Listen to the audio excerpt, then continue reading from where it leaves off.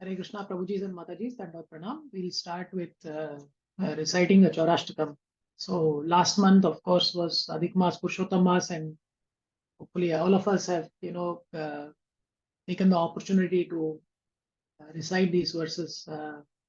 And it's apt, last month the greatest of all thieves, he robbed our hearts and he continues to do that. So I thought we can start with Chaurashtakam. व्रजे प्रसिद्धं नवनीतचौरं गोपाङ्गनानां चदुकुलचौरम् अनेकजन्मार्जितपापचौरं चौराग्रगण्यं पुरुषं नमामि श्रीराधिकाया हृदयस्य चौरम् नवाम्बुदश्यामलकान्तिचौरम् पदाश्रितानां च समस्तचौरम् चौराग्रगण्यं पुरुषं नमामि अकिञ्चनीकृत्य पदाश्रितं यः करोति भिक्षुं पतिगेहहीनम् केनाप्याहो दिशनचौरयिद्रे दृष्टश्रुतो वा न जगत्त्रयेऽपि यदीयनमापि हरत्यशेषं गिरिप्रष्टारानपि पापराशि आश्चर्यरूपो ननु चौरयिद्रे दृष्टश्रुतो वा न मया कदापि धनं च बालं च तैन्द्रियाणि प्राणांश्च हृत्वा मम सर्वम् एव पलास्ये कुत्र धृतोद्युक्चौर त्वं भक्तिदाम्नसि मया निरुद्ध चिनत्सि घोरं यमपस्पाशबन्धम् वेनत्सि भीमं भवपाशबन्धम् चिनत्सि सर्वस्य समस्तबन्धम् नैवात्मनो भक्तकृतं तु बन्धम् मनमानसे तामसरसि घोरे काराग्रे दुःखमये नैबद्धा लभास्व हे चौरा हरे चिराय स्वचौर्यदोषोचितम् एव दण्डम् करग्रेवावस सदहृदये मदीये मद्भक्तिपास दृढबन्धना निश्चलसन् त्वं कृष्ण हे प्रलय कोटिसतन्तरेऽपि सर्वस्व चौरा हृदयन्त हि मोचयामि हरे Krishna Krishna Krishna Hare Hare Ram Ram Ram Hare Hare Hare Krishna Krishna Krishna Hare Hare Ram Ram Ram Hare Hare Hare Krishna Krishna Krishna Hare Hare Hare Ram Ram Ram Hare Hare Hare Krishna. We'll read the translation also very quickly. I offer my respectful obeisances to the foremost of thieves, who is famous in Vraja as the butter thief, and he who steals the gopis' clothes, and who, for those who take shelter of him, steals the sins which have accrued over many lifetimes. I offer my respectful obeisances to the foremost of thieves, who steals Srimati Radhika's heart, who steals the dark luster of a fresh rain cloud, and who steals all the sins and sufferings of those who take shelter of his feet. He turns his surrendered devotees into paupers and wandering, homeless beggar, alas. Such a fearsome thief has never been seen or heard of in all the three worlds. Mere utterance of his name purges one of a mountain of sins, such as astonishingly wonderful thief I have never seen or heard of anywhere. O thief, having stolen my wealth, my honor, my senses, my life, and my everything, where can you run to? I have caught you with the rope of my devotion. You cut the terrible noose of Yamaraja, you sever the dreadful noose of material existence, and you slash everyone's material bondage. But you are unable to cut the knot fastened by your own loving devotees. O stealer of my everything, O thief, today I have imprisoned you in the miserable prison house of my heart, which is very fearful due to the terrible darkness of my ignorance. And there for a very long time, you will remain receiving appropriate punishment for your crimes of thievery. O Krishna, thief of my everything, the noose of my devotion remaining forever tight, you will continue to reside in the prison house of my heart because I will not release you for millions of eons. This beautiful song has been written by Vilvangur Thakur and has beautiful lyrics. It's great to meditate on. So we'll now continue. And first we'll start with taking prayers and permission from Parampara, as we usually do. Om Ajnana Timirandasya Jnananjana Shalakaya Chakshuram Unmilitam Yena Tasmai Shri Gurave Namaha Shri Chaitanya Manobhishtam Stapitam Yena Bhutale Swayam Rupa Kadamayam Dadasvi Swapadantikam Vandeham Shri Guru Shri Utapada Kamalam Shri Gurun Vaishnavamscha Shri Rupam Sagrajatam Sahagana Raghunatan Tam Sajivam Sadvaitam Savadutam Parijana Sahitam Krishna Chaitanya Devam Shri Radha Krishna Padan Sahagana Lalita Shri Vishakhanvitamscha He Krishna Karuna Sindhu Dinabandhu Jagatpate Gopesha Gopika Kanta Radha Kanta Namostute Tapta Kanchana Gaurangi Radhe Vrindavaneshwari Vrishabhanu Sute Devi Pranamami Hari Priye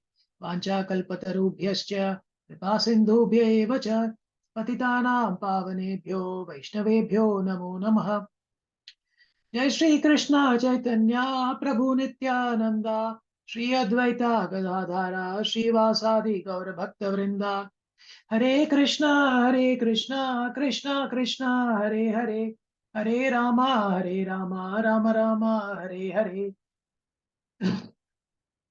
Let's recite after me.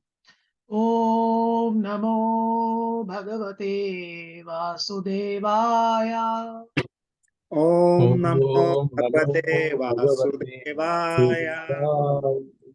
Om Namo Bhagavate Vasudevaya. Om Namo Bhagavate Vasudevaya. Om Namo Bhagavate Vasudevaya.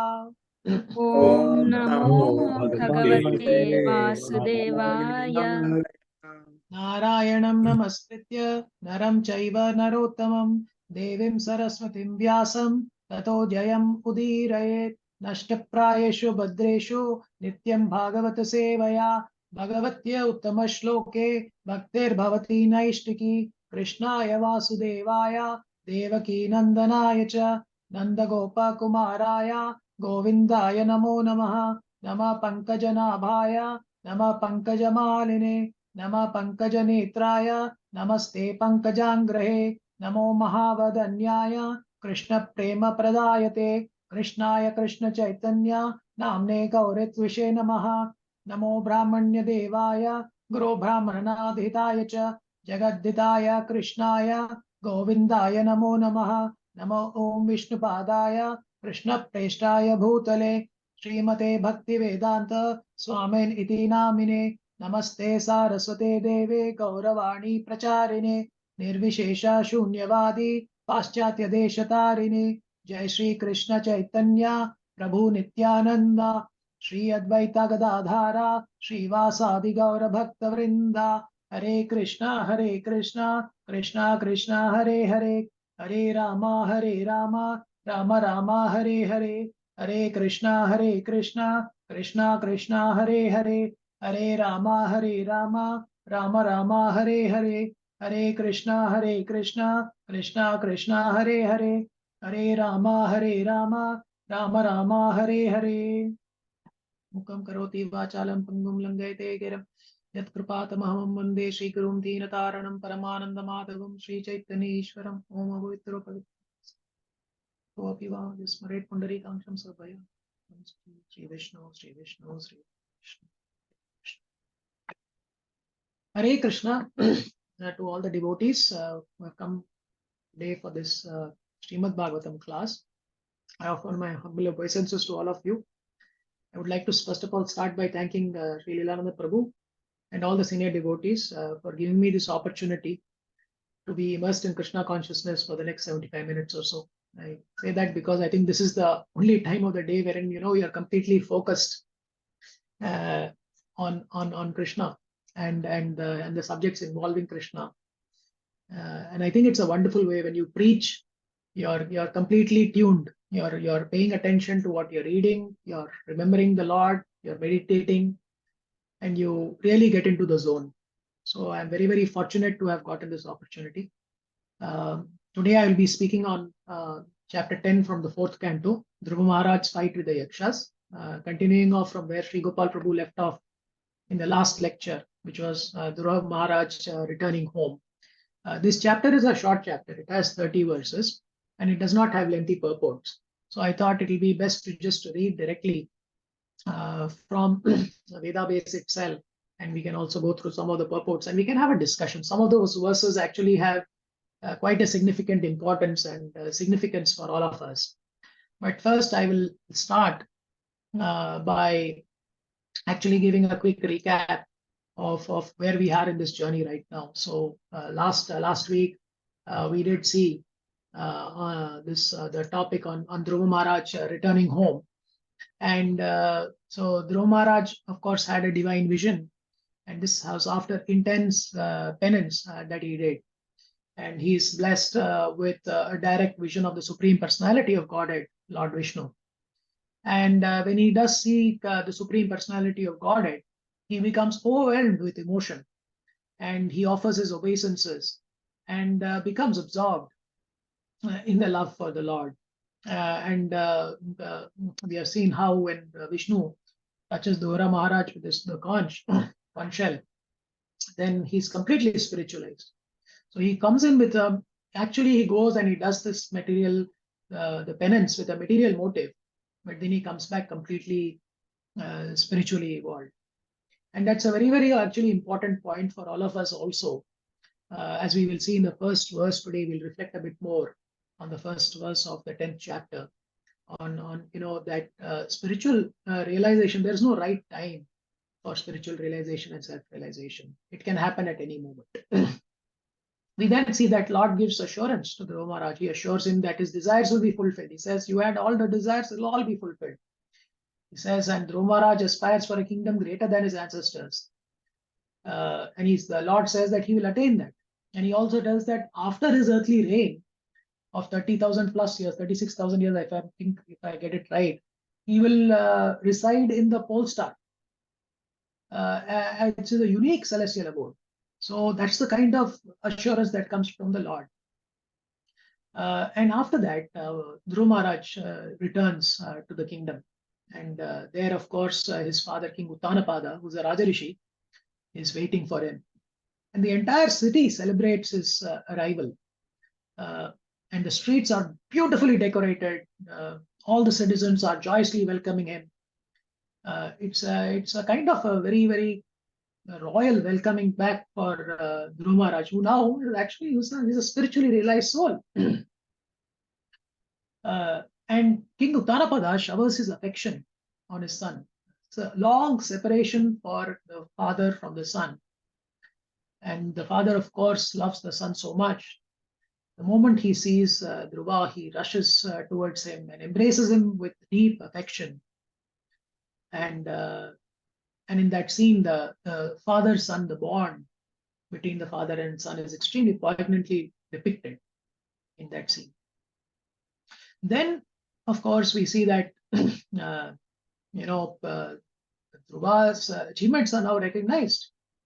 He's honored and revered by all, including his father. And his story, in a way, it's testament to the power of determination, devotion, and most importantly, the Lord's mercy. You need to keep in mind, Prabhujis and Matajis, that as much as endeavor we might do, and we are required to put in that effort, nothing is easy. Nothing will transpire in our spiritual journey without the Lord's mercy. And that's why the Lord's mercy becomes so important. And the chapter concludes with the establishment of Dhruva as the king. So King Uttanapada, he decides to go relinquish his responsibilities, and he wants to go into the forest. Something like his son had did when the son was at a young, tender age. But of course, Uttanapada is now doing it at a ripe old age. So you can see the contrast over there, that, the timing of this self-realization journey when it is starting. And we will again come to that in the first verse of the 10th chapter. So as much as we see this external journey, and all of us also have a internal journey. We have our external journey in this material world, but then there's an internal journey also that we progress through. So Dhruva Maharaj's journey actually began with a material desire. So he was hurt by the harsh words of his stepmother and the indifference of his father. So he sought to attain a kingdom which was greater than that of his ancestors. But then what happened after that? So of course, he was extremely determined that, look here, I need to get this kingdom which is greater than my ancestors. But nothing is possible without a good guide and a good guru. And so while he showed his determination, he was guided by Narada Muni. And Dhruva, of course, displayed unparalleled determination in his penance, practicing severe austerities at such a tender age, which is unimaginable. Even at our ripe old ages, we are not able to do it or even contemplate it. And here there's a young boy at a very young, tender age who's so determined, he started practicing those severe austerities. And due to that unwavering devotion, of course, he has a vision of Lord Vishnu. He's blessed by Vishnu. But that actually, that experience, that episode, that vision of Lord Vishnu, it transforms Dhruva internally. So we know that, while Dhruva Maharaj ruled as a king later, his heart was always attached to the Lord, and his material desires were all purified, and he became an emblem of devotional service. So we'll now move to the 10th chapter. I'll recite the first verse itself, and then I'll request one of the Prabhujis or Matajis. So please, for every text, one of you can unmute yourself and read the translation. And if there is a purport, we can go through that also. And then we can have a short discussion. Maitre Yuvacha Prajapate Duhitaram Shishumarasya Vaidhruva Upayema Brahmin Nama Tatsutau Kalpavatsarau. Hare Krishna. Does somebody want to unmute themselves and read the translation, please? Hare Krishna. Hare The Krishna. great sage Maitreya said, "My dear Vidura, thereafter Dhruva Maharaja married the daughter of Prajapati Susumara, whose name was Brahmi. And the two sons named Kalpa and Vatsara were born of her." Hare Krishna. Mataji, do you want to also read the purport? Sure. Purport. It appears that Dhruva Maharaja married after being installed on the throne of his father and after the departure of his father for the forest for self-realization. It is very important to note in this connection that Maharaj Uttanapad was greatly affectionate towards his son, and since it's the duty of a father to get sons and daughters married as quickly as possible, why did he not get his son? Why did he not get his son married before he left home? The answer is that Maharaj Uttanapad was a Rajarshi, saintly king. Although he was busy in political affairs and duties of government management, he was very anxious for self-realization. Therefore, as soon as his son Dhruva was quite worthy to take charge of the government, he took his opportunity to leave home just like his son, without who without fear left home for self-realization, even at age of 5 years. There are rare instances from which we can see that the importance of spiritual realization is above all other important work. Maharaj Uttanapad knew very well that to get his son Dhruva Maharaj married was not so important that it should take preference of his going away to forest for self-realization. Hare Krishna. Hare Krishna. Thank you, Mataji. So we all are aware that the family, it plays a crucial role in preserving traditions, values, and teachings. Even in the Bhagavad Gita, chapter 1, verse 40 to 43, Arjuna, he expresses his concerns about the destruction of family traditions and subsequent negative consequences of society.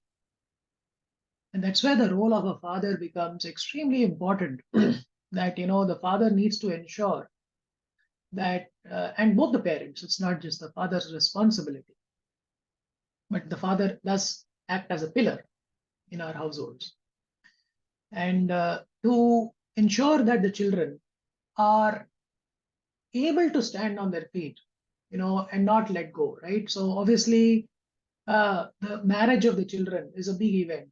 And that's what Prabhupada rightly alludes to. He says that it might seem that, why is Maharaja Uttanapada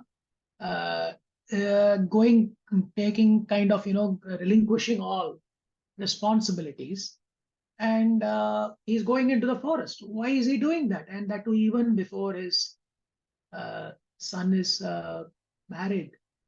Is that the right thing to do? And then he goes on to clarify. He says that Uttanapada was a Rajarishi king. He's a saintly king, right? So though he was engrossed in his kingly duties, he was always eager for self-realization. So as soon as Dhruva was competent to rule, the king seized the chance, just as his son had fearlessly left home for self-realization at a very, very tender age. That is important to remember. That, and it's a bit of a contrast. Dhruva went for self-realization at a young, tender age of 5. But Uttanapada is going at a much more elderly age after fulfilling his responsibilities, and he knows now that he has someone in place who can render the responsibilities in full.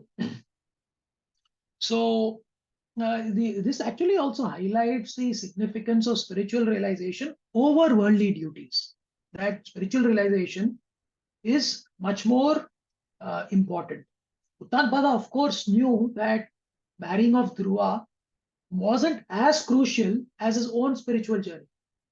So it comes later, and that is where, right, for him, his own spiritual self-realization, he had kept that above.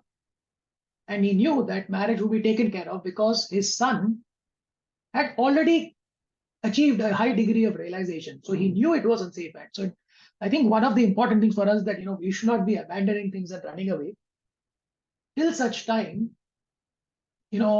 we are completely putting everything else in order and in control. So, we are not Uttanapada, nor are we surrounded by Dhruva Maharaj. So we need to keep that in mind. But there are other also important learnings that come out from this. That we should not linger to fulfill other worldly duties, but we need to prioritize self-realization. We have to fulfill worldly duties, but when it's coming to prioritization, self-realization obviously takes an upper more important, I would say, level. It is at there.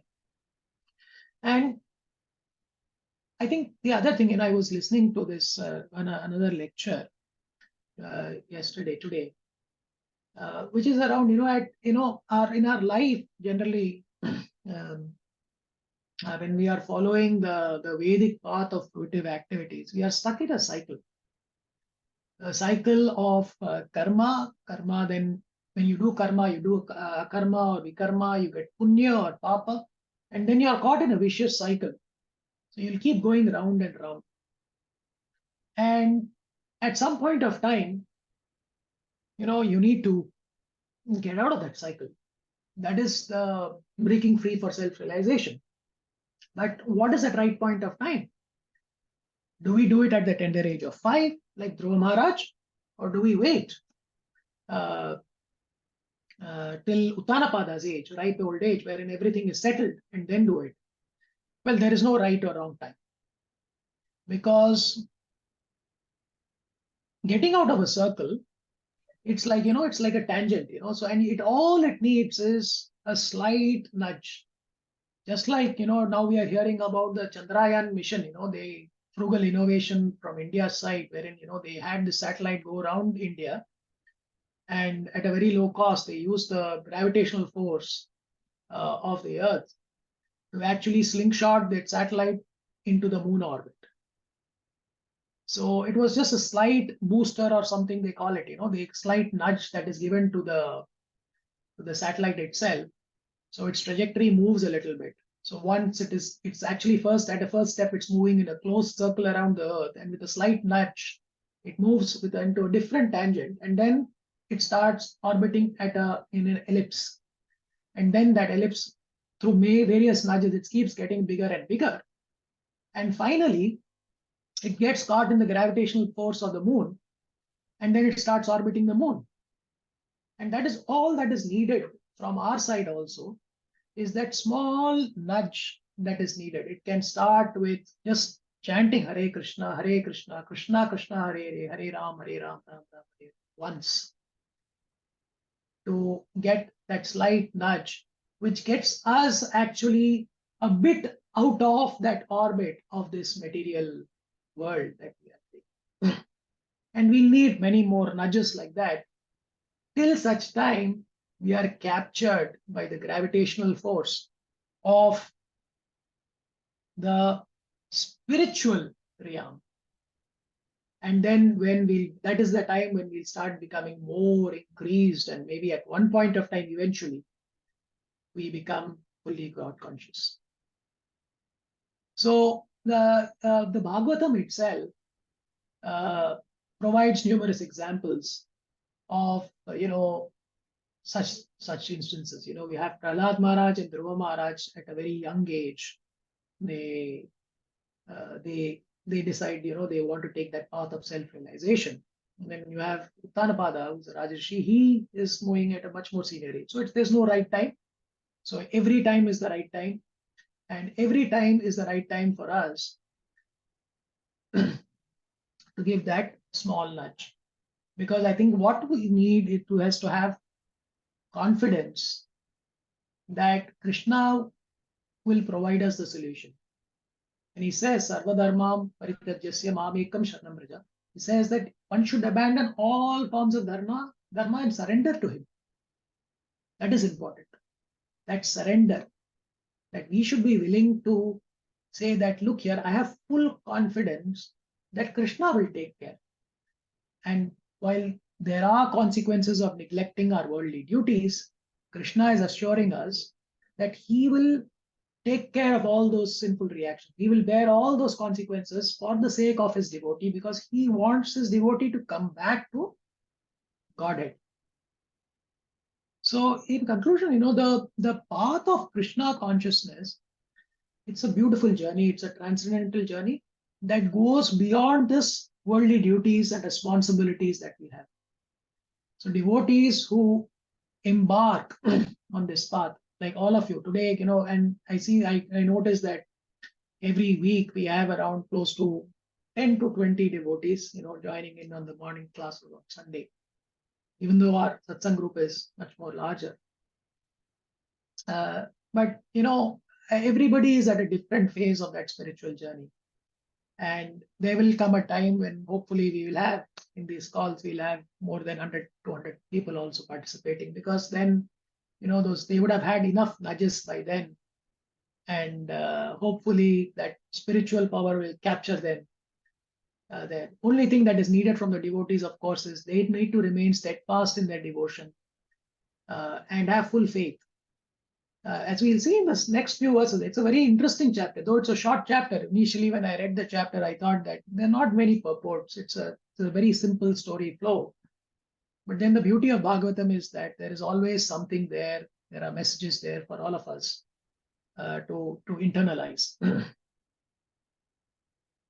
So we need to keep in mind that our ultimate goal is to identify our true identity, which is that we are the eternal servant of Krishna, and that we need to engage in his pure devotional service. Now we can move a bit faster, because as you see, there are no purports for quite a few verses. So I'll read the text, and then I'll request one of you to read the translation, please.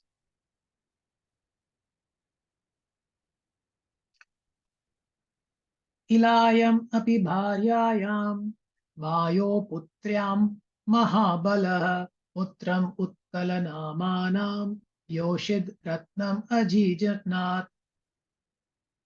Hare Krishna. Hare Krishna, Prabhuji, I'll read. Hare Krishna. The greatly powerful Dhruva Maharaj had another wife named Ila, who was the daughter of the demigod Vayu. By her, he begot a son named Utkala and a very beautiful daughter. Thank you, Prabhuji. Hare Krishna.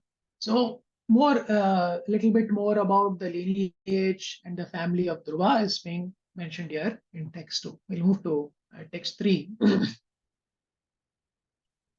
Uttamastva akrido vaho mrigayayam baliyasa hata punya janenadrau tanmatastasya gatim gata.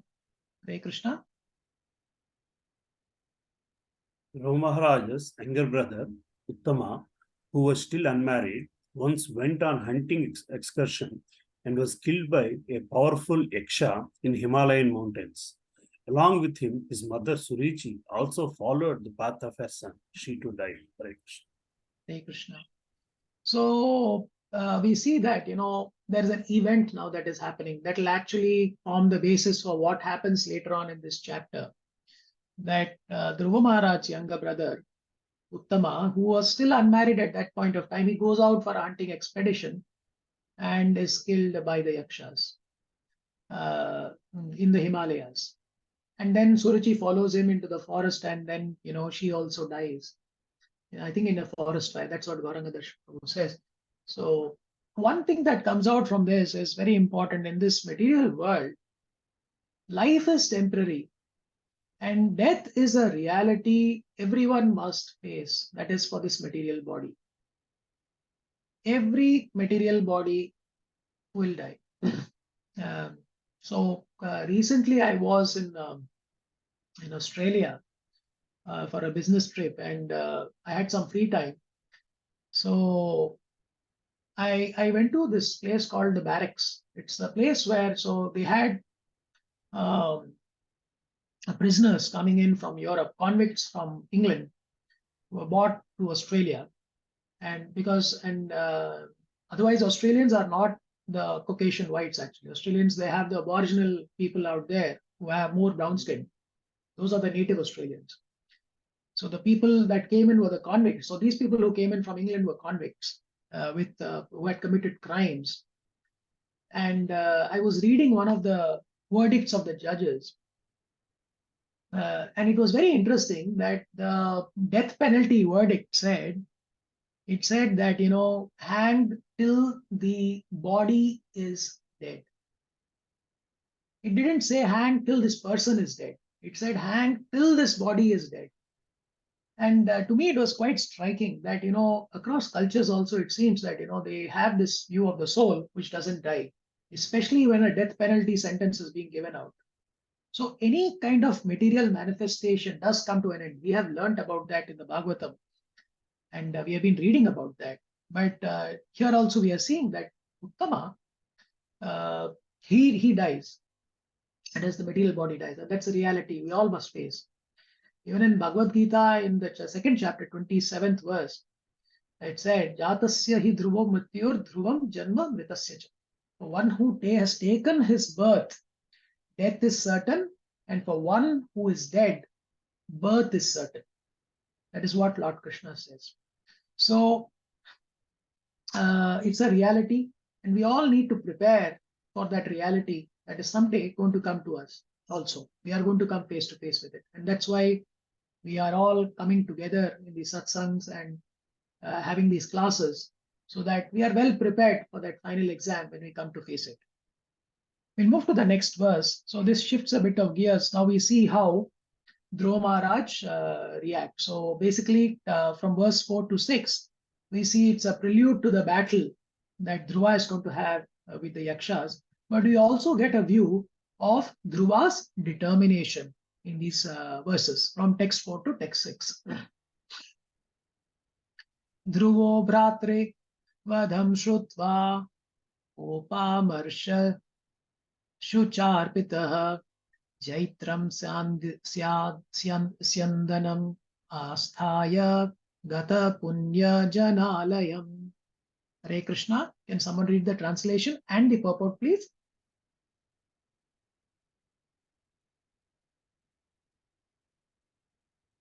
Hare Krishna. Okay, I will read the translation. Hare Krishna, Prabhuji, can I? Yes, Prabhu. Please. And Translation by His Divine Grace. Translation purport by His Divine Grace. A.C. Bhaktivedanta Swami Prabhupada ki Jai. When Dhruva Maharaj heard of the killing of his brother Uttama by the Yakshas in the Himalaya mountains, being overwhelmed with lamentation and anger, he got on his chariot and went out for victory over the city of the Yaksha, Alakapuri. Purport. Dhruva Maharaj's becoming angry, overwhelmed with grief, and envious of the enemies was not incompatible with his position as a great devotee. It is a misunderstanding that a devotee should not be angry, envious over or overwhelmed by the lamentation. Dhruva Maharaja was the king, and when his brother was unceremoniously killed, it was his duty to take the revenge against the Yaksha from the Himalayas. Hare Krishna. Thank you, Prabhu. Hare Krishna.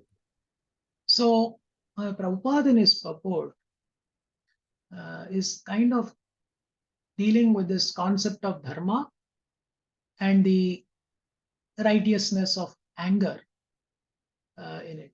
So of course, dharma refers to one's duties and righteousness.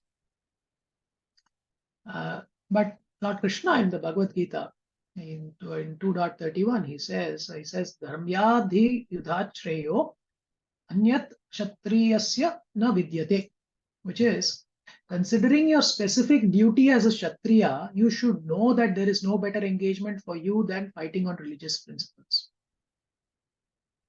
So here, Dhruva Maharaj is king.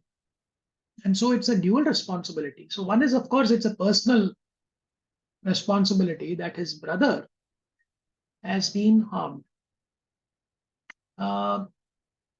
But then also as a king, he is the protector of the praja. That includes everyone in his family also. And the kings or the leaders, any leader in today's world, we are all leaders in our organizations also. It's our primary duty to protect and ensure the well-being of the people whom we are responsible for. Of course, the king had his subjects that they were responsible for. So Prabhupada is confirming here that an anger is exercised as a part of our duty. It is righteousness. So we have seen a lot of great rulers and leaders also who have been there who actually demonstrated this. We'll move to text 5, just continuing with that entire theme, which is this prelude to this battle and showing Dhruva's determination. Gatvodicim disham raja rudranuchara sevitam dadarsha imavadronyam purim guhyaka sankulam. Hare Krishna. Hare Krishna, Prabhuji. Hare Krishna, Prabhuji. Please read. Prabhuji, go ahead. Okay, Prabhuji. Can I read the text also? Yes, please read the text and the purport. Both you read. And you can read all. You can read, Prabhu. Please read the text, translation, and purport. No problem. Hare Krishna. Hare Krishna. Gatvodicim disham raja Rudra nauchara sevitam dadar sahimavad dronyam purim gohyaka shankulam. Translation: Dhruva Maharaj went to the northern direction of the Himalayan range. In a valley, he saw a city full of ghostly persons who were followers of Shiva. Purport: in this verse, it is stated that Yakshas are more or less devotees of Lord Shiva. By this indication, the Yakshas may be taken to the Himalayan tribes like the Tibetans. Hare Krishna. Hare Krishna. It's a short purport, and basically, again, a little bit of description is given of where the battle is likely to take place. This is in the Himalayan range, and that's where the Yakshas live. And Prabhupada alludes to that, these could be the Himalayan tribes, like the Tibetans who are living there, who are more or less the devotees of Lord Shiva. We'll move to the 6th verse. Dadmau shankam brihad bahu kham dishas chanu nadayan yeno digvigna drishah kshattar upadevyotra shanbrisham. Hare Krishna. Hare Krishna, Prabhuji. Yes, Let me read, Prabhuji. Translation. Maitreya continued, my dear Vidura, as soon as Dhruva Maharaj reached Alkapuri, he immediately blew his conch shell, and the sound reverberated throughout the entire sky and in every direction. The wives of the Yaksha became very much frightened. From their eyes, it was apparent that they were full of anxiety. Hare Krishna, Prabhuji. Hare Krishna. Does somebody want to share a similar scene when the conch shells are blown and fear grips the other party? In Gita, Prabhu, Yes, when Krishna and Arjuna blew. Exactly. So it's a sign of the things to come. So when the transcendental conch shell is blown by a pure devotee, that is actually equivalent to almost God being there and God supporting it's God's agenda that's happening, and it's actually reflective of what is going to happen. That's what, when we read the Gita also, when Krishna and Arjuna blow their conch shells, we see that the enemy is petrified. They are completely filled with fear, and something similar is happening over here also. We'll move to now text 7. So from text 7 to text 20, Prabhujis and Matajis, we'll see here now, this is basically a description of the battle that is going to be happening between Dhruva Maharaj and the Yakshas. We'll also see a display of Dhruva Maharaj's prowess. So how he's also fulfilling his qualities of a Kshatriya over here. It will remind you of maybe some scenes from some recent movies also, but we'll see that. Let's read through this. It's very visual actually. When you will be reading it, it's be very visual. Tato nishkramya balina upadeva mahabhata asahantastan ninadam abhipetur udayudaha. Hare Krishna. Anybody wants to read it? Okay, I will read it.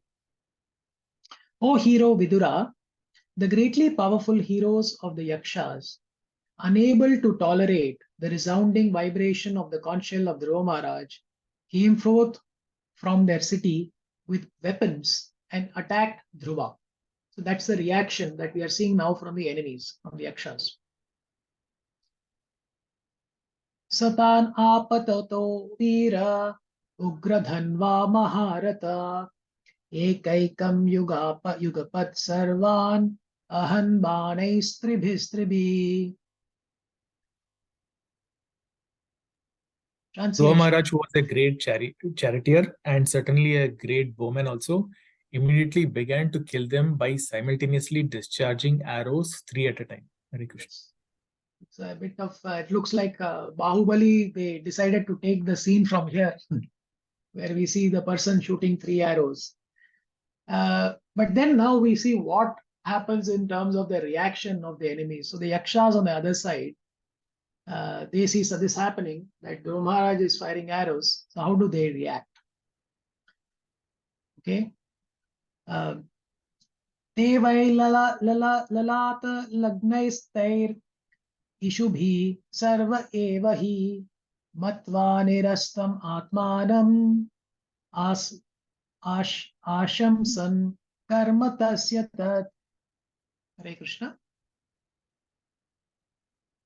Anyone wants to read the translation and the purport? I can read, Prabhuji, if no one is reading. Yes, Prabhu. Please. When the heroes of the Yakshas saw that all their heads were being thus threatened by Dhruva Maharaj, they could easily understand their awkward position, and they concluded that they would certainly be defeated. But as heroes, they lauded the action of Dhruva. Purport. The spirit of fighting in a sporting attitude is very significant in this verse. The Yakshas were severely attacked. Dhruva Maharaj was their enemy, but still, upon witnessing the wonderful heroic acts of Maharaj Dhruva, they were very pleased with him. This straightforward appreciation of an enemy's prowess is a characteristic of a real Kshatriya spirit. Hare Krishna. Hare Krishna.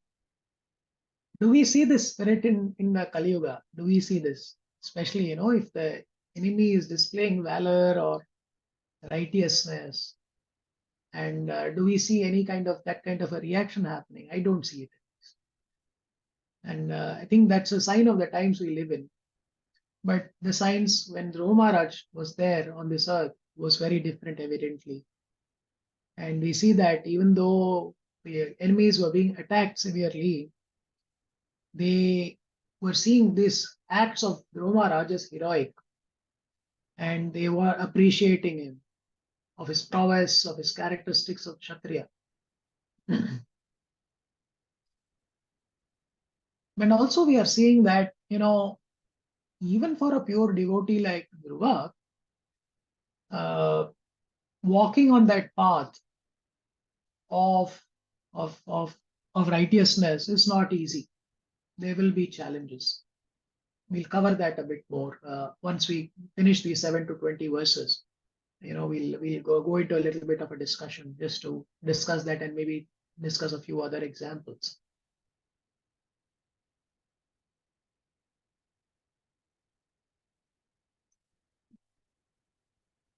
Text 10.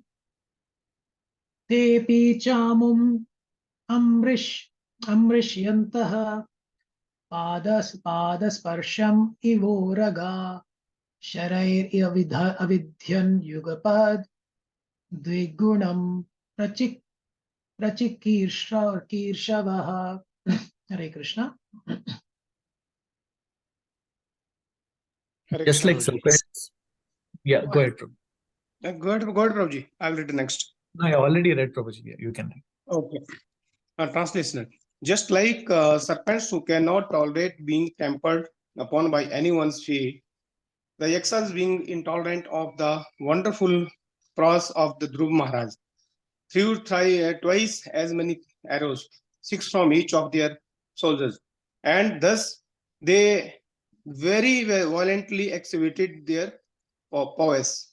Hare Krishna.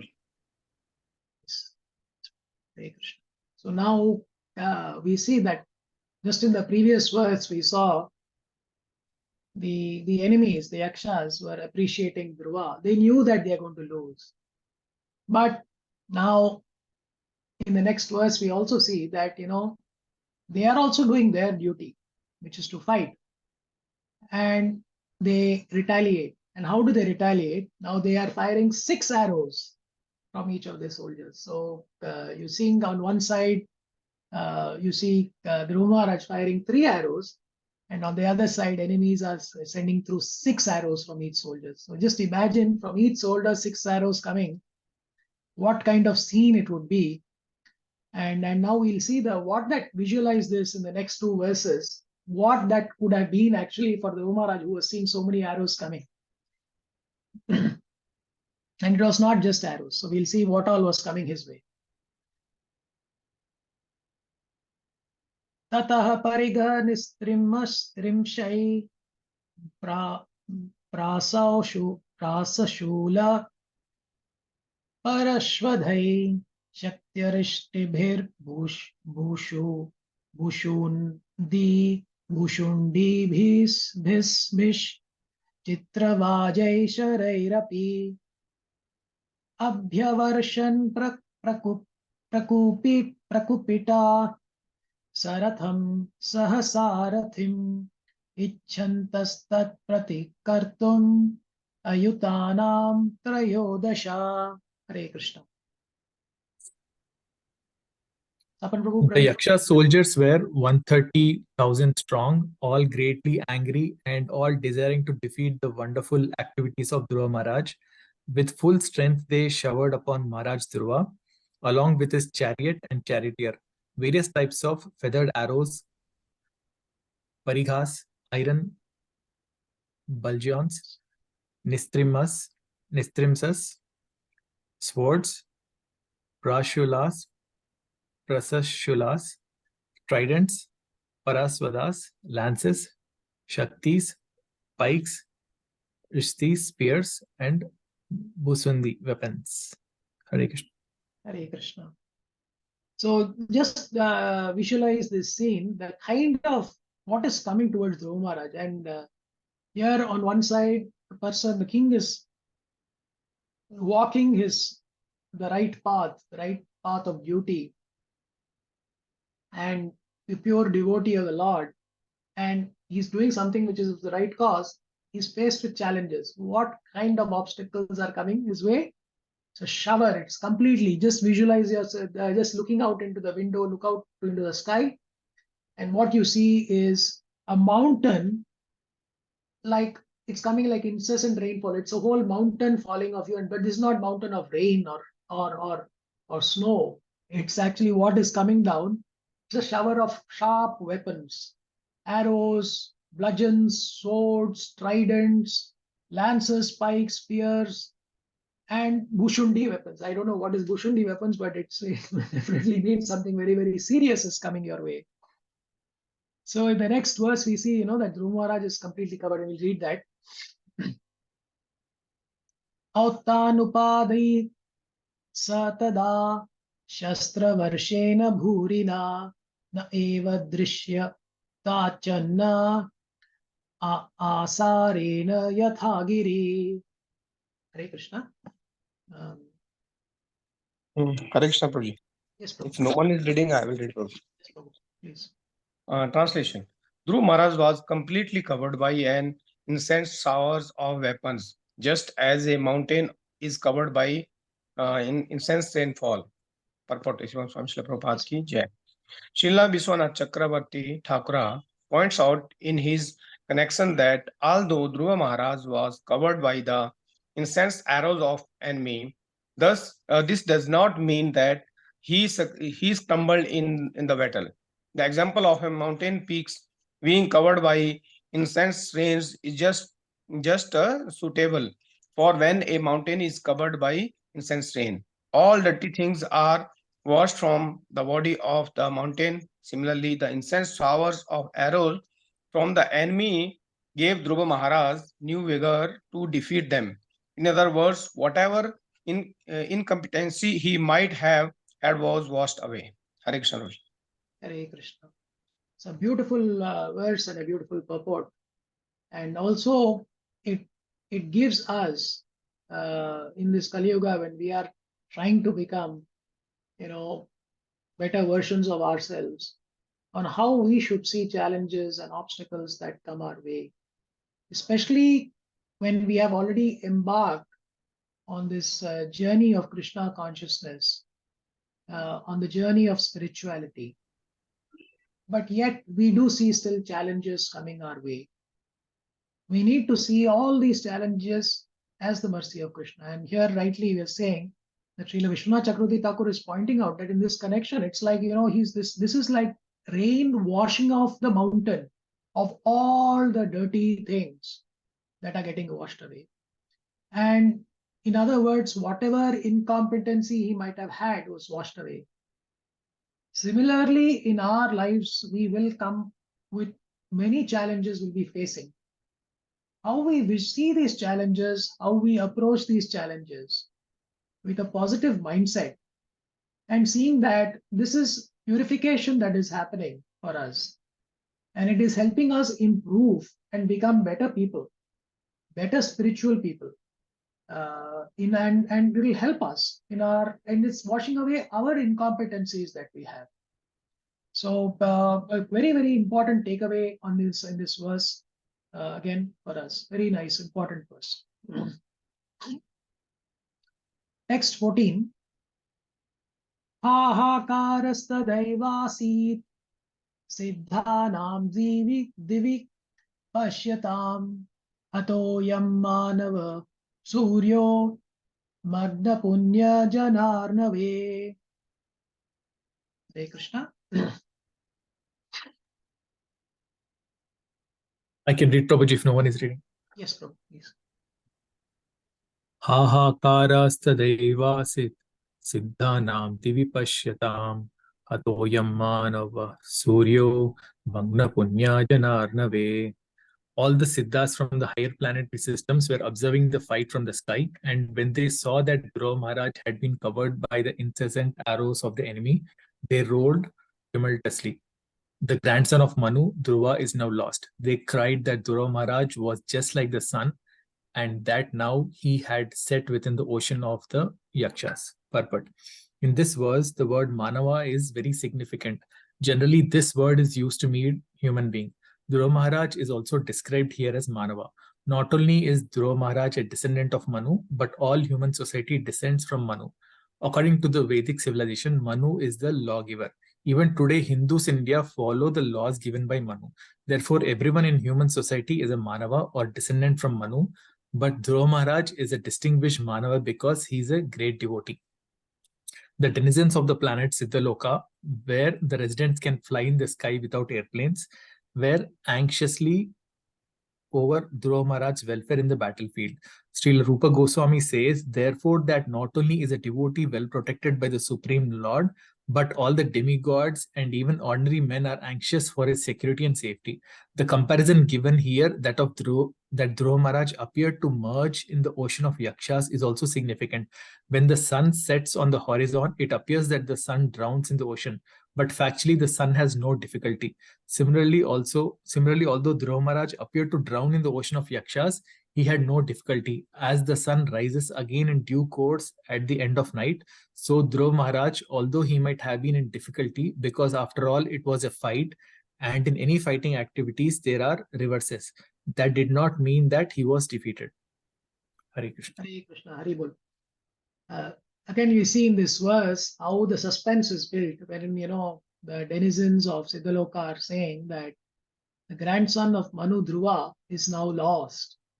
And they compare Dhruva Maharaj to just like the setting sun, that is setting at the backdrop of the ocean, and it gets lost or immersed in the ocean.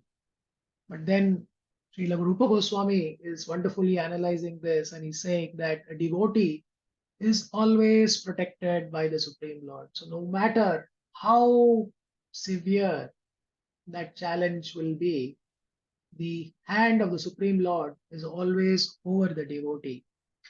And he says that, as the sun rises again in due course at the end of the night, so Dhruva Maharaj, although he might have been in difficulty, because after all, it was a fight. And in any fighting activities, there are reverses. that did not mean that he was defeated. For us as individual souls, we are trapped now in this material body. So we are already in a fight. And there will be reversals. So as long as we are in this material body, in this world, which is Dukhalayam, full of miseries, we cannot expect anything else other than difficulties and miseries. From the time we take our birth till we die, it is a period of misery only. It is just that we experience, sometimes we experience less misery, and sometimes we experience more misery. They say that the most painful experiences in this period between life we are born in a material body, and departing, which is death. These 2 points are supposed to be the most painful experiences that a human being goes through.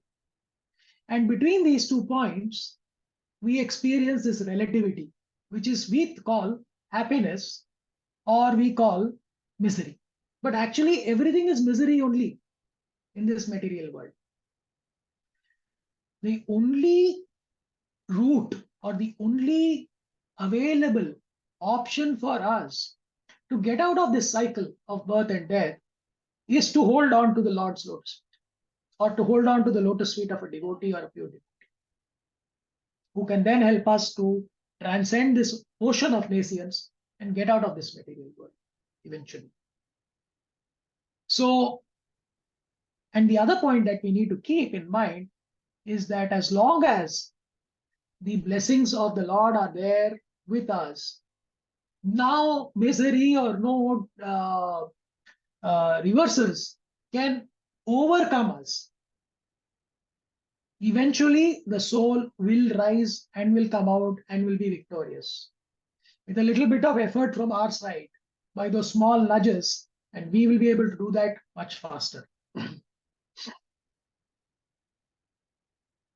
Text 15. Nadatsu yatu dhaneshu jayakashishva atho mridhe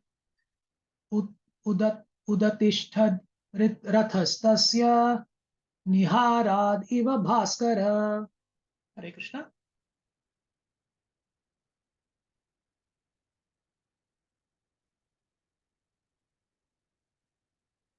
Translation. The Yakshas, being temporarily victorious, exclaimed that they had conquered Dhruva Maharaj. But in the meantime, Dhruva's chariot suddenly appeared, just as the sun suddenly appears from within the foggy mist. So some short-lived pleasure for the Yakshas. They thought they had won.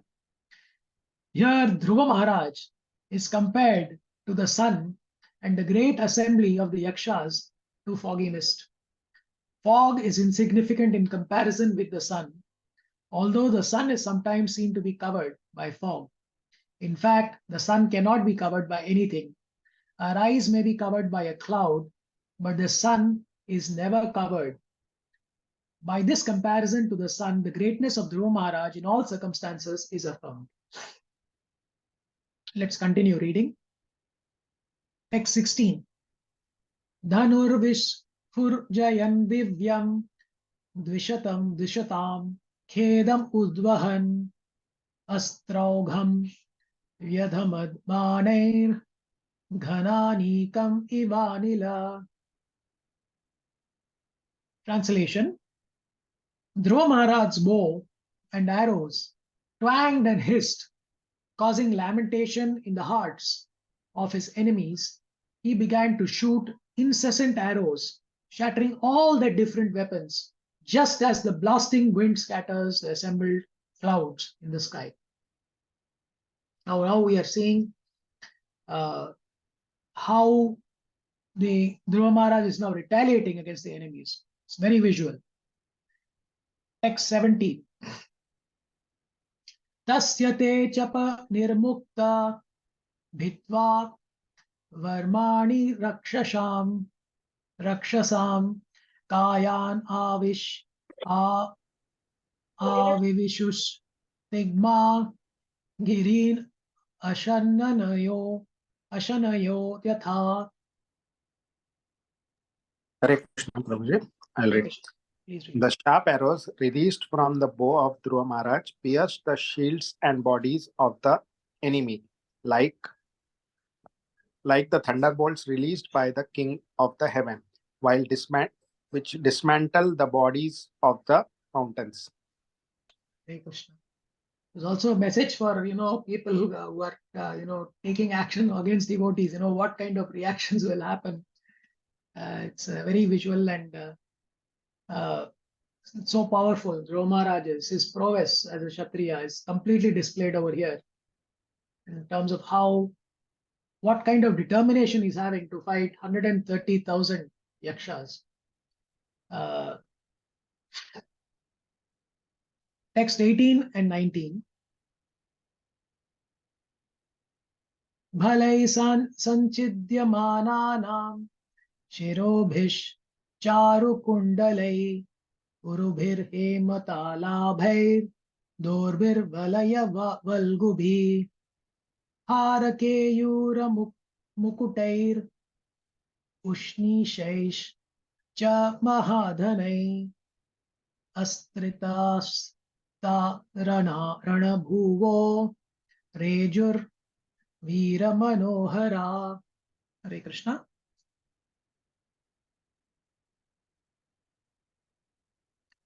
Translation. Hare Krishna, Prabhuji. Yes, Prabhu.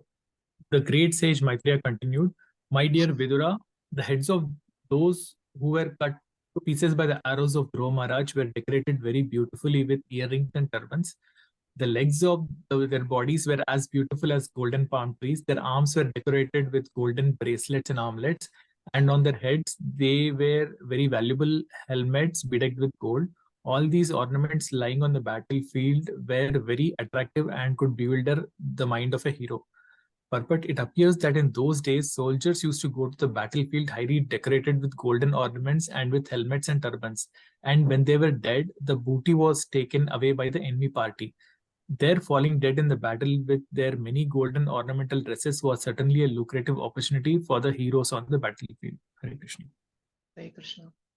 So the amount of armor that the soldiers on the battlefield used to wear is phenomenal, enormous, right? And yesterday there was a news report of IIT this kind of co-developing a bulletproof chest which is lighter at 8 kilos. The earlier bulletproof chest was 10 kilos, I believe.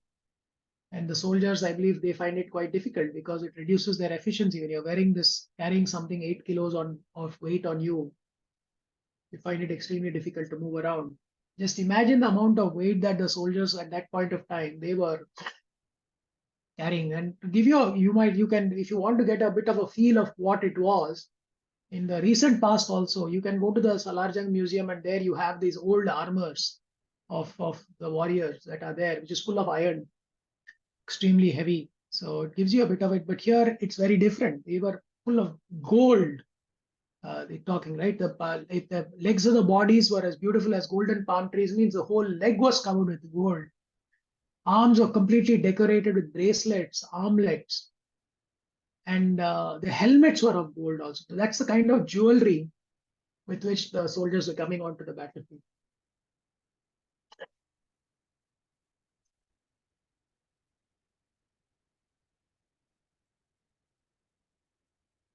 Ata Vashishta Itare Ranajirat Rakshogana Kshatriya Varyasha Sayakhai Rayo Vikrina Vayava Vidud Druvur Mrigendra Vikridita Yuthapa Eva. Translation. The remaining yakshas, who somehow or the other were not killed, had their limbs cut to pieces by their arrows of the great warrior Dhruva Maharaj. Thus they began to flee just as elephants flee when defeated by a lion. So in these verses from 7 to 20, we have seen the unwavering determination of Dhruva Maharaj and how he is protected by the divine grace. And with that, with the Lord's mercy and Lord's grace, he overcomes seemingly unsurmountable challenges.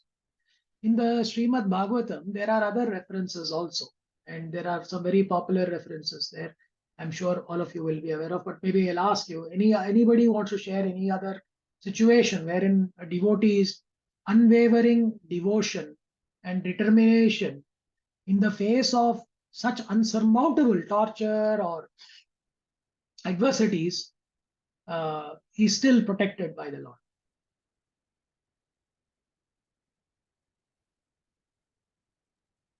Draupadi, Prabhuji. Yes, Prabhu. Correct. Prahlad Maharaj. Yes, both are very good examples that both faced such situations. It was terrible situations, but both of them had such devotion and faith and determination that the Lord is there for them, and He does save them. That's also a message for us that it's not easy for us. Again, letting go of the straws of material comfort and clinging on to an invisible line of spiritual support, which is quite invisible for us. But then over a period of time, I think as we progress in devotional service and progress in our devotional journey, that invisible spiritual line becomes more and more tangible, and then we are able to cling on to it even more strongly.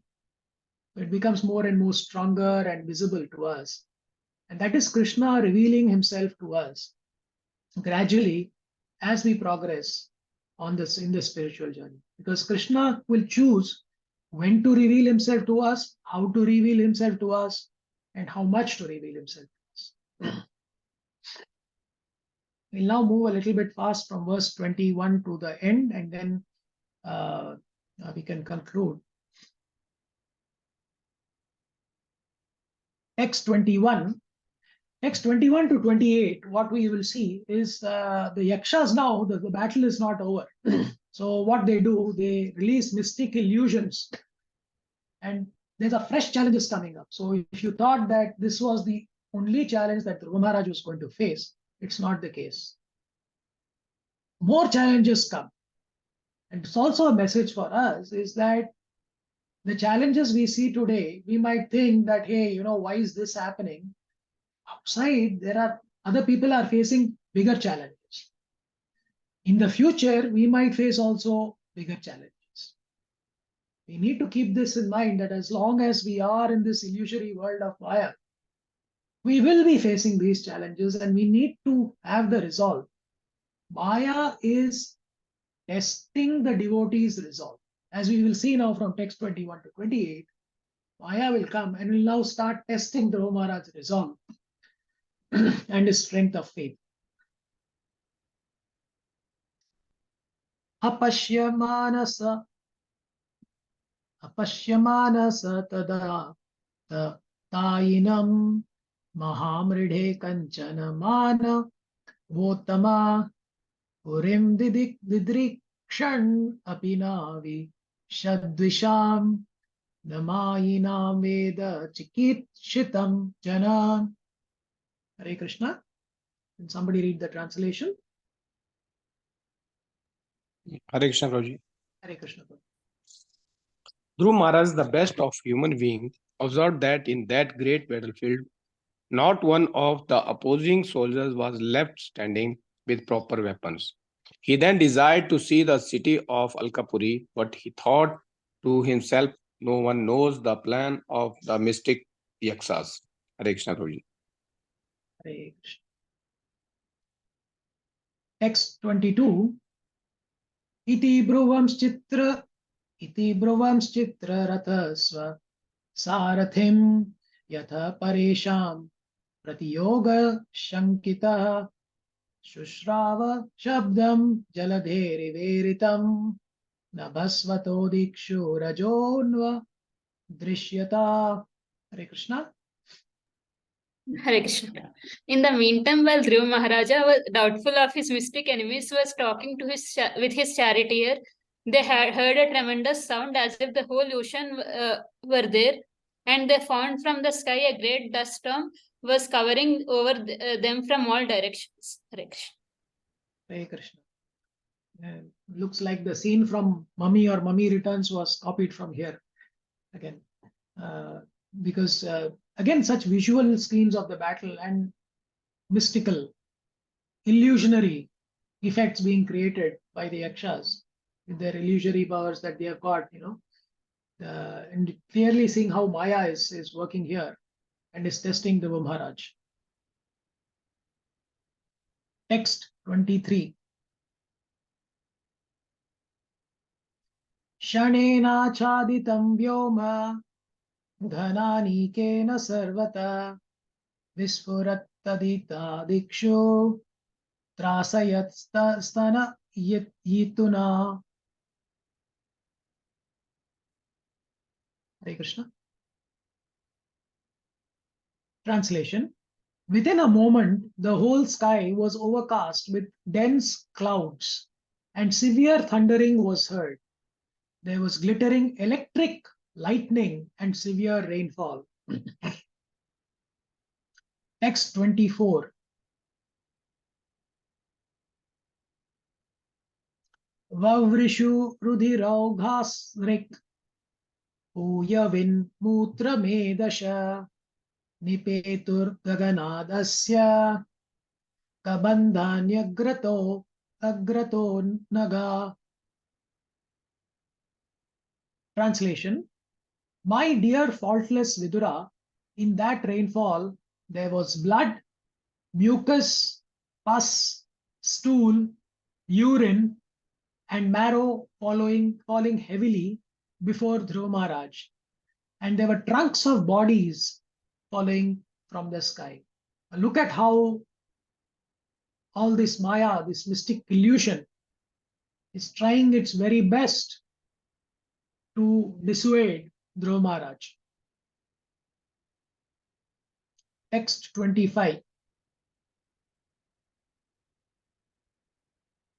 Tatake drishyata girir nipeto sarvato disham gada parigha nistrimsha musala sashma varshina. Translation. Next, a great mountain was visible in the sky, and from all directions hailstones fell, along with lances, clubs, swords, iron bludgeons, and great pieces of stone. So it just continues, it doesn't stop. So it just seems like, it's getting worse and worse, the situation. So then what happens? Still continues again, it seems. Text 26.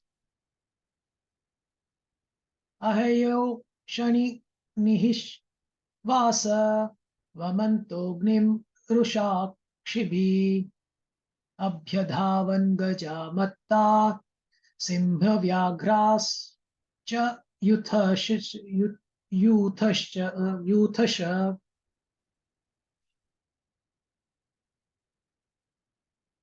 Translation. Dhruva Maharaj also saw many big serpents with angry eyes, vomiting forth fire and coming to devour him, along with groups of mad elephants, lions, and tigers. And it's not stopping still. It's just seems to be getting more and more. So we've seen mountains coming, weapons coming, fire coming, all the pus, mucus, stool, urine coming, serpents with angry eyes coming, which are vomiting fire, coming to devour him, mad elephants, lions, tigers. The kind of intimidation that the pure devotee is facing, you just see, and it's not stopping there. Text 27. Samudra urmi bhir bhuima plavayan sarvato bhuvam ashasada mahavrada kalpanta iva bhishana. Translation. Then, as if it were the time of the dissolution of the whole world, the fierce sea with foaming waves and great roaring sounds came forward before him. Can you beat this? It's like everything is against you. The whole world is going to consume you. You're just going to go inside. It's time for dissolution of the whole world. That's how dramatic it is at that moment. Text 28.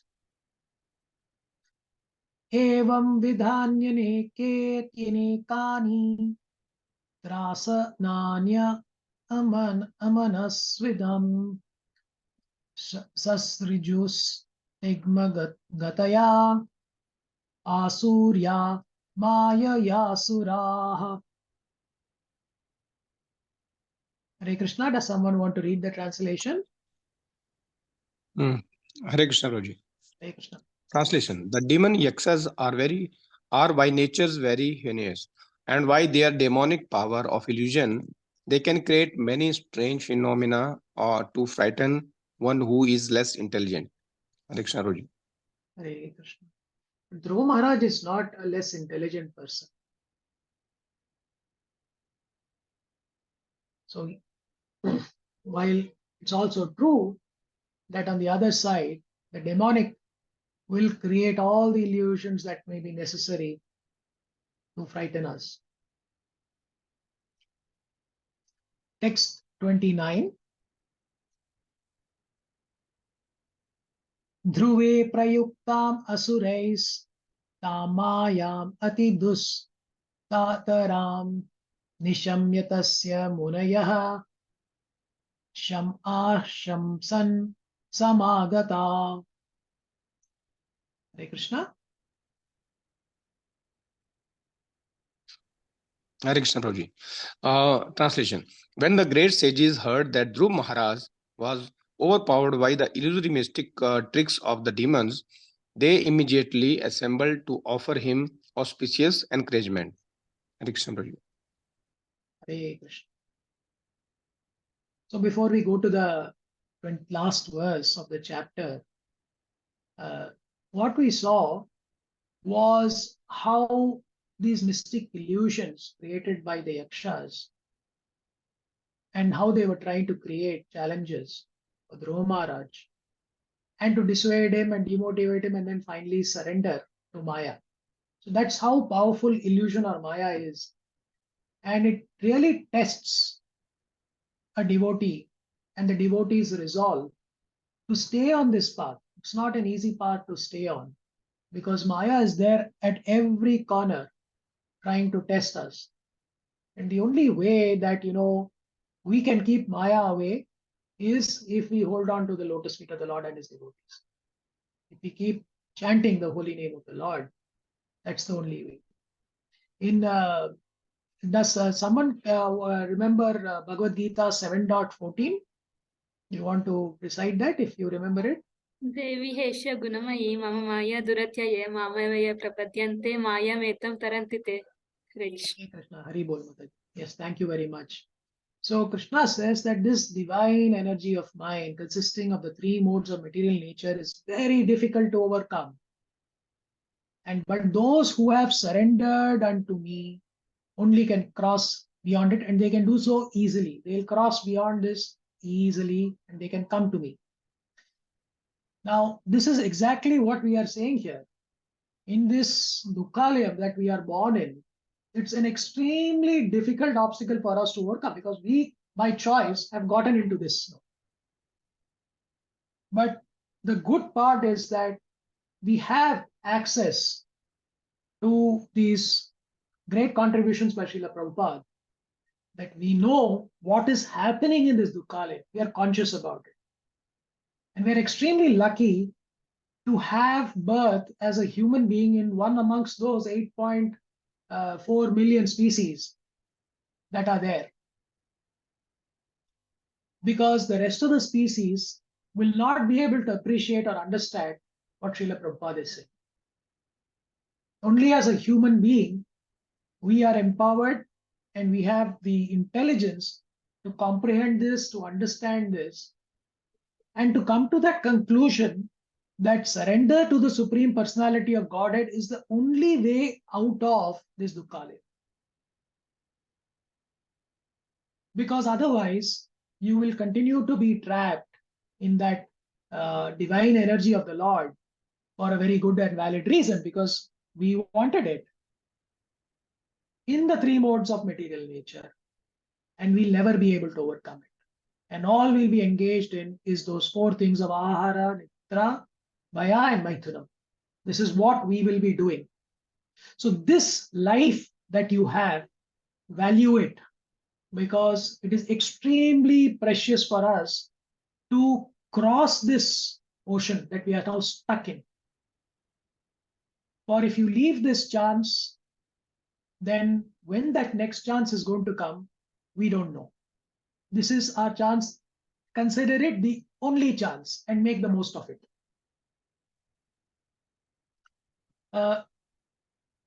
What we will need for this, of course, is a lot of inner resilience and unwavering faith. That is what is needed.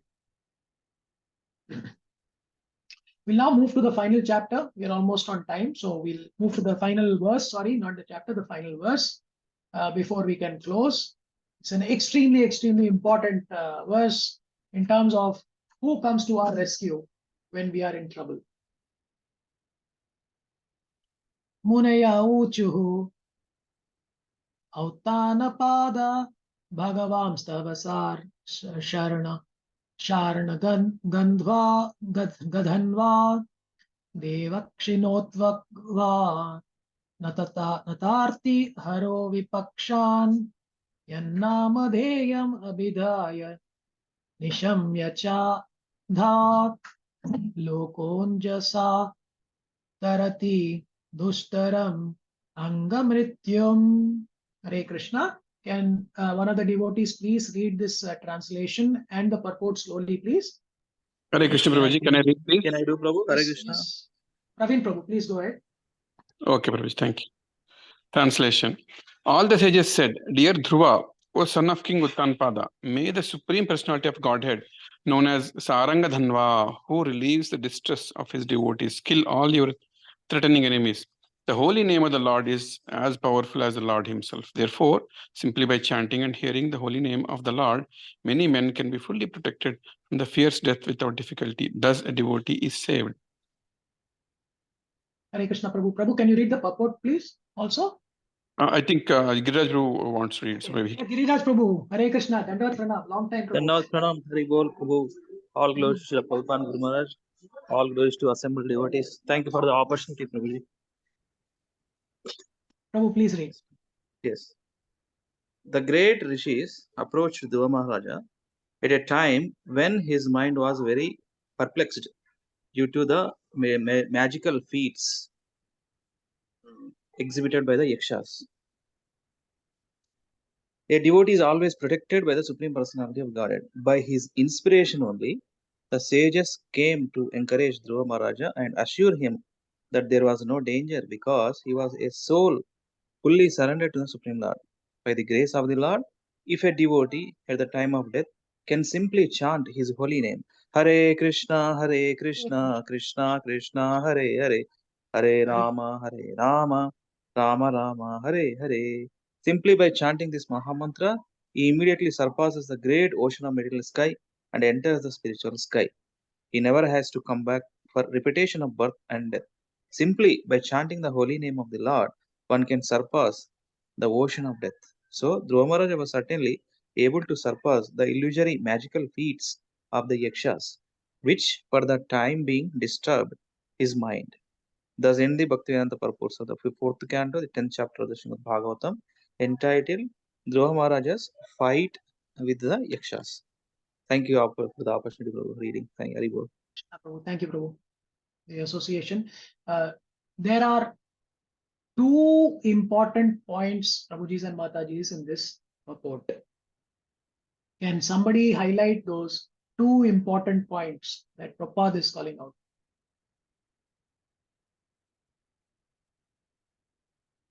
A devotee is always protected by Supreme Personality of Godhead. By his inspiration only, the sages came to encourage Dhruva Maharaja.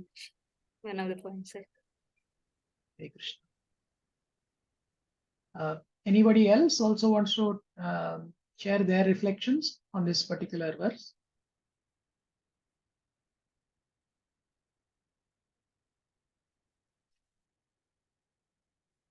Okay. Another one is, by the grace of Lord, if a devotee at the time of death can simply chant his holy name, Hare Krishna, Hare Krishna, Hare Hare, Hare Ram, Ram Ram, Hare Hare. Simply by chanting this Mahamantra, he immediately surpasses the great ocean of material sky and enters the spiritual sky. Hare Krishna. Thank you, Mataji. Thank you so much.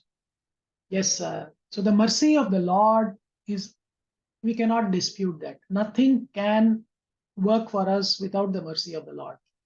We need the mercy of the Lord. No matter how hard we try, without the Lord's mercy and inspiration, nothing will work. Something that, and the other point, of course, is that you highlighted one point, which is very correctly, the potency and significance of chanting of the holy name.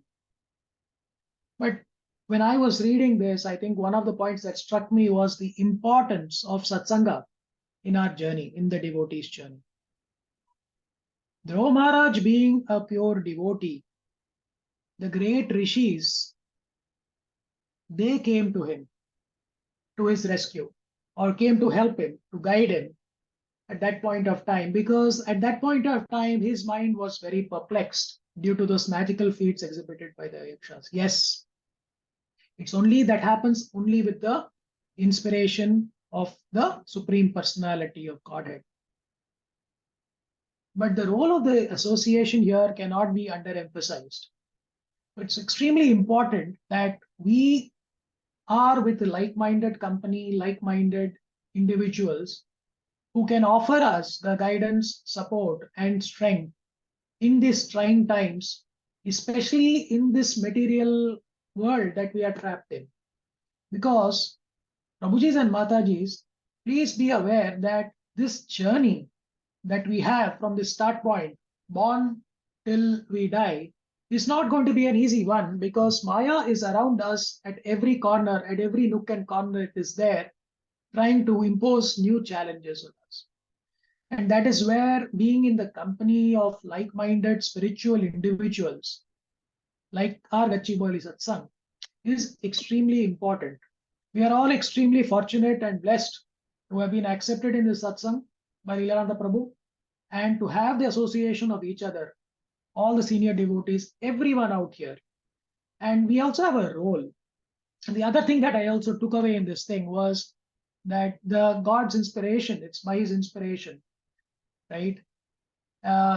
Perhaps we also need to make that effort to listen to that inspiration that comes, so that we recognize when we need to be there for our spiritual God brothers also and sisters. And the other one is, of course, as highlighted by Venela Mataji, is this entire potency and the significance of chanting of the holy name. Nothing can replace that. So the act of chanting, remembering this divine name, it's going to offer all of us protection. It will purify us and will elevate us spiritually. We have seen that also in the scriptures. There are examples in Canto 6, between chapter 1 and chapter 3. We read about the story of Ajamila and his life, Ajamila's life. It underscores the importance of holy association. So before I conclude and end this chapter, I would like to read out one verse from the 6th canto of the Srimad Bhagavatam. I'll request one of the devotees to please read this. This is from the 6th canto, the 2nd chapter, the 14th verse. Can somebody read this, please?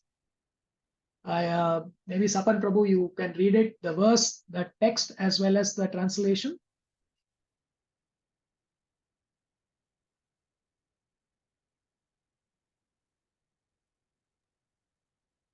Hare Krishna, can I read?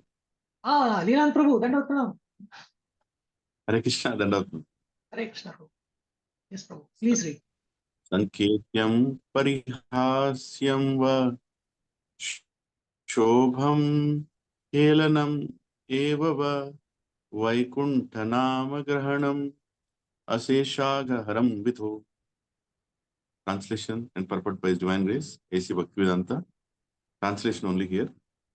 One who chants the holy name of the Lord is immediately freed from the reactions of unlimited sins. Even if he chants indirectly to indicate something else, jokingly, for musical entertainment, or even neglectfully, this is accepted by all the learned scholars of the scriptures. Hare Krishna. Beautiful verse, Prabhu. Hare Krishna, Prabhu. Thank you so much, Prabhu. This was a very, very nice verse, and also it gives us more hope when we chant the holy name of the Lord. No matter every chanting that we do, it doesn't go in waste. He says, even if he chants indirectly to indicate something else, jokingly, for musical entertainment, or even neglectfully, this is accepted by all the learned scholars of the scriptures because it will free you from the reactions of unlimited sins. You can share one story from my side. My journey in Krishna consciousness started with this verse. I didn't know that this verse can be so powerful, or this mantra can be so powerful, so beautiful. I stumbled upon it accidentally, and exactly out here, indirectly, musical entertainment, and neglectfully found it. And then it was just that small nudge for this satellite that was going around this material world to get out of that orbit a little bit, to get into a different orbit and try to progress finally towards a spiritual orbit. It came from this mantra only. We'll conclude maybe by just chanting the mantra Hare Krishna Maha Mantra 3 times, please. Everybody. Hare Krishna, Krishna Krishna, Hare Hare. Hare Rama, Rama Rama, Hare Hare. Hare Krishna, Krishna Krishna, Hare Hare. Hare Rama, Rama Rama, Hare Hare. Hare Hare Krishna, Krishna, Krishna Krishna, Hare Hare Hare, Hare. Hare Rama, Rama Rama, Hare Hare. So today we have also nudged a little bit more our satellite towards the spiritual orbit. Keep chanting the holy name and be happy. With that, I'll conclude the class. Please share your reflections, if any, and please forgive me if I've made any mistakes in this lecture, Prabhujis and Matajis. It's my fault, not anybody's else. I know I added in a little bit of side things from the movie analogy or whatever, which might not be needed, but please forgive me if I've committed any other mistake. Thank you very much. Please share your Hare reflections. Krishna, Prabhuji. Thank you very much, Prabhuji. Lilananda Prabhuji is also here. Actually, Prabhuji, this verse, see, being a devotee, we can accept, we do our chanting properly. Actually, Dwarkadish Prabhu and Vishakha Mataji came, and they had a very big session for this one, how we do the chanting and the japa hour, right? But this type of verse, right? See, I'm not a pure devotee, that's why it's coming in my mind. See, we can take the Krishna name or chanting in any of the way, right? It says our mind is concentrate or not. But Vishakha Mataji and Dwarkadish Prabhuji give this proper lecture, how we do the chanting. So that's why Lilananda Prabhuji, I asked Lilananda Prabhuji, so can you please just clarify, Prabhuji, that those doubts? In many times it's written in Bhagavad Gita, you take name of Krishna anyway, you will get the benefit. But our acharyas and like devotees, they are saying, no, we have to do the proper chanting. It should be in that way, posture, the concentration. We chant in such a way that we are calling Krishna. So how we can see, for a devotee, we can understand. But when we discuss in the layman or the new person, right, then it is very difficult to explain them. In one way, Shastra is saying in this way, and other way, we are saying in another way. So how we can justify in that way? So Prabhu, I'll again take the example of Chandrayaan only to explain this. So this verse, I brought it up, Prabhu, because, I wanted to emphasize that, even that slightest effort that we make doesn't go waste in propelling us to a spiritual orbit. And what our senior devotees have mentioned in terms of being attentive while chanting the name, as much as possible. And there again, I think this analogy of this recent Chandrayaan mission is very useful because you must have read that Chandrayaan was launched, 3 was launched on July, in the month of July. And then now, so it wanted to become the first country to land on the south pole of the moon. No other country has done that. So if Chandrayaan lands on that side, it will be the first country to land on the south pole. On August, I think last August 17th or something like that, 16th, Russia sent a rocket to land on the south pole of the moon, and they will land now on August 21st. Chandrayaan will land only on August 23rd. So Chandrayaan will not be the first satellite or first man-made object to land on the south pole of the moon. It will be Russia's rocket lander that is going to land faster. And I see a very similarity over here. If we are inattentive, right, while we are chanting, I am also inattentive while I'm chanting. My mind deviates. My mind wanders. I have to pull it back. Only thing I can say is that when I compare myself to my quality of chanting, which was there 3 years ago to now, I feel that I am in a better situation now. So I might not yet be on that rocket to the spiritual orbit, but I think that those gradual nudges have gotten me into a larger elliptical orbit and is getting me closer to that spiritual orbit. So that is how I see it, is that, the more rigorous we are in our sadhana, the more faster we progress into that spiritual orbit. That is my understanding. I think both are right, which is that yes, chanting the holy name never goes in vain, and chanting sincerely and with that commitment and focus and attention will bring us closer to that Lord and his lotus feet much more faster. I'll request Lilananda Prabhu also to share his words of wisdom on this. Hare Krishna. Thank you. Thank you, Prabhuji, first of all, for a wonderful class. I'm so enlivened. Actually, before I try to reflect on, try to answer Prabhuji's question, I would want to thank all the Prabhujis and Matajis who are part of this initiative of Srimad Bhagavatam reading. I think we are very fortunate that we are able to read Srimad Bhagavatam like this. At least for this reason, we are hearing Srimad Bhagavatam once in a week. Maybe we can become more attentive while we are hearing also. And one of the beauty of Srimad Bhagavatam is it's like a prism, like when it goes through a devotee and comes through a devotee, it becomes even more sweeter and even more stronger. Each one of us has had a material life or whatever life so far. And we all have taken up to Krishna consciousness. And I feel that all our reflections are so unique. And, I'm always eager to hear how each of us is putting the point forward with your own, realizations. That is what makes Bhagavatam very, very sweeter. So I would say I'm very fortunate that I'm able to hear it from all of you. And really, there is something different I get to learn when I hear it from each one of you. Subara Prabhu, Praveen Prabhu, Prasad Prabhu, Anandram Prabhu, everybody, all of you are so unique in Krishna has made us like that, unique. And when we read Bhagavatam and when we share from our heart, it's Bhagavatam just expanding more and more. So thank you very much for a very enlivening morning for me. Answering to Prabhuji's question, actually this question was also mine, Prabhuji, for a long time. Then I heard one senior Prabhuji, I forgot the Prabhuji's name.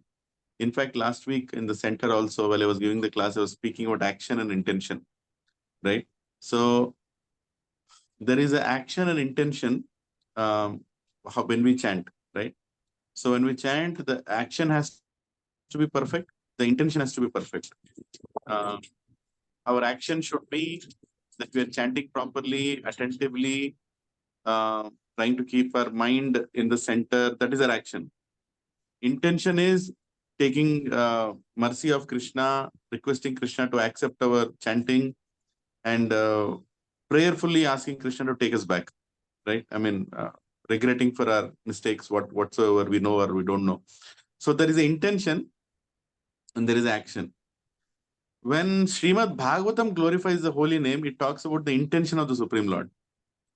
That the Supreme Lord's intention is to accept whichever way we chant, because he is Bhavagrahi Janardana, right? But when our acharyas instruct us, it's about our actions. That our action should also fall in line with our intentions, right? So if people say that I'm chanting okay, but my intention is great, no, that's not. It might be accepted by Supreme Lord because he is the greatest. Actually, Bhavagrahi Janardana, he is great, not me. My Bhava is there, but he is accepting my Bhava, so he is great actually, not me. My Bhava can be anything. So Bhagavatam glorifies, in this verse, it glorifies the Bhavagrahi, not just the Bhava, the Bhavagrahi, the person who accepts any intentional chanting. That is the greatness of God. That's why Bhagavatam glorifies it, right? But our instruction that comes out of this verse, when acharyas explain, is you better chant and make your actions also in line with your intention. Where we sit down attentively, we chant with trying to control our mind, pronounce correctly, posture is correct, position is correct. Everything has to be right in order to chant with our actions and intentions correctly. That's what I heard from this very senior devotee. And it's very important that in our devotional life, we don't start telling or thinking that, oh, my intention is great. That's okay if my actions are wrong. No, as sadhakas, our actions should try to meet our intentions. And that's a lifelong struggle. Lifelong struggle to put our actions in line with our intentions, in line with what we speak, right? So if I'm showing this verse to a new person, I would say, hey, see how great is God that is accepting any way you chant. But anyways, but it still doesn't mean that you can chant any way you want, because that's not a right way of reciprocating God's love for us. We have to still chant the proper way. That's what I can remember and reflect. Thank you, Prabhuji. Prabhuji, why I asked this question? Because in our satsang, one asked this question when we asked, okay, our chanting should be in a proper way. Then they said, okay, Balmiki, he was not able to chant Ram. He was chanting Mara, Mara, Mara. And God accepted him and he delivered him. Then see, the same question, the answer I gave him. Okay, we are not Valmiki. We don't have that bhava. Even Mara, Mara, he become to Ram. Right? So if this type of verse comes, right, so it is very difficult to, now we know as a devotee, we can explain, okay, what is our bhava and all these things, right?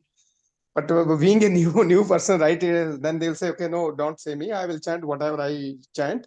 God will help me. Yeah, one other thing you can tell him is, Narad Muni asked him to chant Mara Mara. And he was very sincere in chanting that Mara Mara Mara. Mara Mara also, yeah, correct. So if Acharya like Srila Prabhupada will ask us to chant Mara Mara Mara, one day we'll chant Ram Ram Ram also, right? So first of all, taking shelter of a guru, external aspect is, yes, he was chanting Mara Mara Mara, but he didn't choose to chant Mara Mara Mara. It is Narad Muni asked him to chant Mara Mara Mara.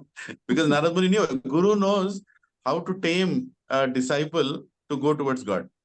So, so that is the beauty of Valmiki Muni, that he even though maybe I don't know, this story actually has different ways I've heard from different people, but yes, he followed the instruction of his guru, and that's why Lord Ram emerged out of his chanting also, right? Mara Mara Rama Rama Rama became Rama Rama Rama Rama. So I think we should all follow the instructions of Dwarkadish Prabhu and Vishakpriya Mataji, the way they explained us to chant the 10 things to keep in mind while we are chanting, and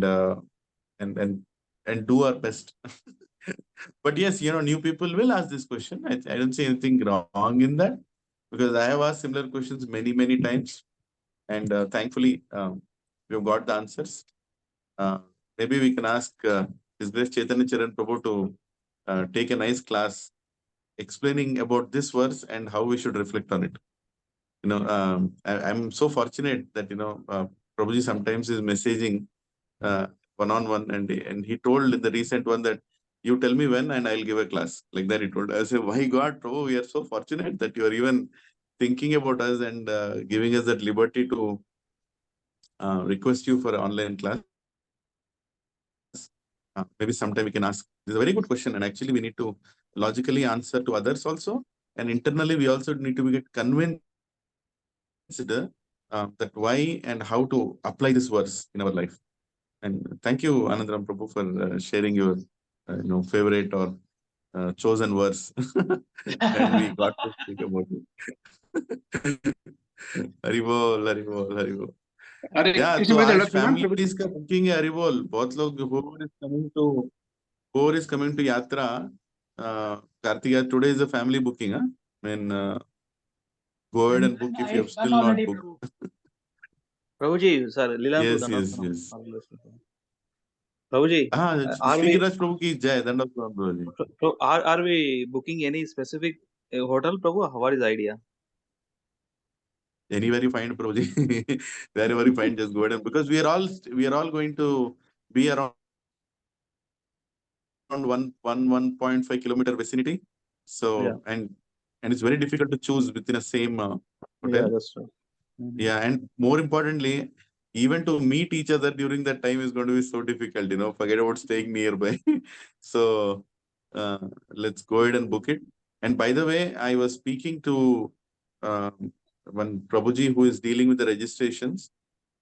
He told that this is the biggest yatra in the history of Radha Gopinath. They have crossed a 5-digit number also now. And the reason I was asking him is that can we, if some devotees are not registered, can they have spot registration? Prabhuji put me on spot and he said there is no spot registration this time. It's like it's completely packed. So if there are any cancellations within our group, we have to keep them updated, or we have to allocate and try to make sure that all the new people who are coming also get an opportunity. Anyways, this discussion is separate, not Bhagavatam. Maybe we can have it in that group separately. Yeah. Yes, Prabhuji. Yeah, one devotee said in here also. In US, It is going to open sometime 10 o'clock, 11 o'clock, like that, Prabhu. That way, I have not opened. Let's do it in the evening. Let's first go to Praveen Prabhu's house. Praveen Prabhu has made all the arrangements. We should not delay because of this. Let's go. Sri Giraj Prabhu, you can take a parachute and land there direct. We are missing you. Yeah, this is too much. I'm coming, bro, soon. I'll let you know. Yeah. Are you going back to, or are you just staying back? Jai. Eager to see you. Yeah, Praveen Prabhu, you're saying something? You're done? No, done, Prabhu. I'm just asking Giriraj Prabhu, you're coming, but are you going or staying back? Staying. This time, when Prabhuji comes back, I will bring his passport to the satsang. We'll cut it into 200 pieces and eat it along with our prasad. Haribol. It will all be delivered. Consumed. It's consumed and annihilated. No more going on. No more manifestation. Yeah, very good idea, Prabhu. Because we all missing Giraj Prabhu. All stamped. I am also missing you. Anyway, done. Hare Krishna. So I think we have to.